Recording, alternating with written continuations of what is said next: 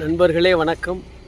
நாம் பார்த்து கொண்டிருப்பது புதுக்கோட்டை மாவட்டம் திருமயம் வட்டாட்சியர் அலுவலகம்.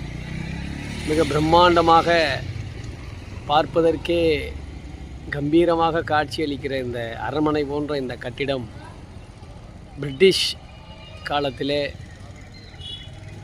மிகப்பெரிய அளவில் பிரதிநிதித்துவம் பெற்று அதன் பின்னீடு இன்றைக்கு சுதந்திர இந்தியாவில் அரசு கையிலே இருந்தாலும் சமீபத்தில் இது புனரமைக்கப்பட்டிருக்கிறது. சுமார் 5 கோடி ரூபாய் செலவில் அற்புதமான அந்த கட்டிட அமைப்பை பார்க்கிற பொழுது மிகவும் மகிழ்ச்சியாக இருக்கிறது.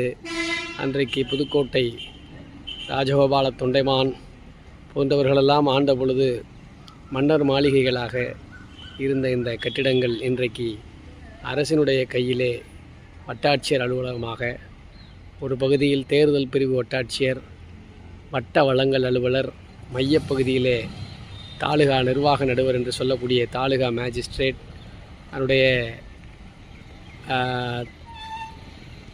மேற்கு புறத்தில் நம்முடைய தீயணைப்புத்துறை என்று அற்புதமாக காட்சியளிக்கிற இந்த வட்டாட்சியர் அலுவலகம் போல தமிழகத்தில் பல்வேறு இடங்களிலே இந்த பாரம்பரிய கட்டிடங்கள் மீட்டெடுக்கப்பட்டிருக்கிறது. இந்த போன்ற கட்டிடக்கலைகளை நாம் எந்த இடத்திலும் பார்க்க முடியாது. இந்த கட்டிடங்களுக்கும் இந்த உழைப்பிற்கும் உறுதுணையாக நவீனத்தில் எதையும் ஈடு சொல்ல முடியாது என்ற வகையில் நம்முடைய கட்டிடங்களை நினைத்து போற்றுவோம். வணக்கம்.